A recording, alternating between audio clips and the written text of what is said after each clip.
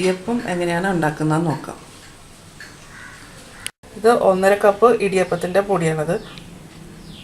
ഇതിലേക്ക് ഉപ്പ് ചേർത്തിട്ടുണ്ട്. പൊടിയിലേക്ക് തന്നെയാണ് ഉപ്പ് ചേർത്തേക്കുന്നത്. ഒരു പാത്രത്തിൽ വെള്ളം തിളപ്പിക്കാൻ വെച്ചിട്ടുണ്ട്. നന്നായിട്ട് വെട്ടി തിളയ്ക്കണത്. വേണമെന്നുണ്ടെങ്കിൽ നമുക്ക് ഉപ്പ് പൊടിയിലിടുന്നതിന് പകരം ഈ വെള്ളത്തിൽ ഉപ്പ് ചേർക്കാം. ഈ തിളയ്ക്കുന്ന വെള്ളത്തിലേക്ക് പിന്നെ ഒരു ഡ്രോപ്സ് വെളിച്ചെണ്ണയോ അല്ലെങ്കിൽ വെജിറ്റബിൾ ഓയിലോ ഒഴിക്കാം. എണ്ണ ഒഴിക്കുന്നത് ഇടിയപ്പത്തിൻ്റെ അച്ചിൽ കൂടെ പെട്ടെന്ന് മാവ് പോരാൻ വേണ്ടിയിട്ടാണ് എണ്ണ ഒഴിക്കുന്നത്. വെള്ളം നന്നായിട്ട് വെട്ടി തിളക്കണം. ഞാൻ പൊടിയിലേക്കാണ് വെള്ളം ഒഴിക്കുന്നത്, അല്ലാണ്ട് വെള്ളത്തിലേക്കല്ല പൊടി ചേർക്കുന്നത്. ചിലരൊക്കെ വെള്ളത്തിലേക്ക് പൊടി ചേർക്കുന്നതാണ്, പക്ഷേ ഞാനിവിടെ പൊടിയിലേക്കാണ് വെള്ളം ചേർക്കുന്നത്. നന്നായിട്ട് വെട്ടി തിളച്ചിട്ടുണ്ട്. അപ്പം തന്നെ അത് ആ പൊടിയിലേക്ക് ചേർക്കാം.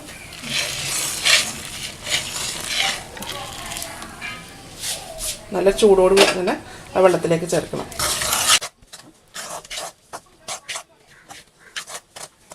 അപ്പോൾ കുറച്ചും കൂടെ വെള്ളം ചേർക്കണം. അപ്പോൾ നമ്മൾ കുറച്ച് വെള്ളം ഒഴിച്ചതിൻ്റെ വെള്ളം മാറ്റി വെച്ചിട്ടുണ്ടായിരുന്നല്ലോ, അത് ആ സ്റ്റൗവിൽ തന്നെ വെച്ചേക്കണം. മാറ്റി വെക്കാൻ പാടില്ല. എന്നുവെച്ചാൽ അത് തിളച്ചുകൊണ്ടേ ഇരിക്കുക. വീണ്ടും കുറച്ചും കൂടെ വെള്ളം ഒഴിച്ചിട്ടുണ്ട്.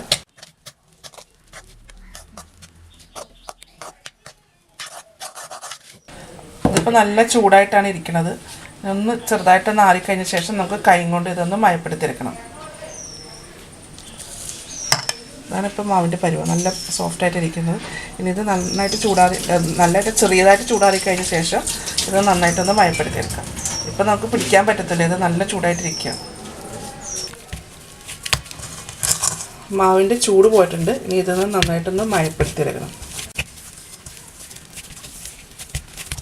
ഇനി ഇടിയപ്പം ഉണ്ടാക്കുന്ന എൻ്റെ മമ്മിയാണ്. ഇഡ്ഡലി തട്ടെടുക്കുക. ഇനി അതിലേക്ക് കുറച്ച് ഓയിൽ പുരട്ടി വെക്കുക. പാത്രത്തിൽ എണ്ണ തൂത്ത് വെച്ചിട്ടുണ്ടായിരുന്നു. തൂത്ത് വെച്ച എണ്ണയിലേക്ക് കുറച്ച് തേങ്ങ ചിരകിയത് ഇടാം. തേങ്ങ ഓരോരുത്തരുടെ ഇഷ്ടത്തിനനുസരിച്ചിട്ട് തേങ്ങ ചേർക്കാം.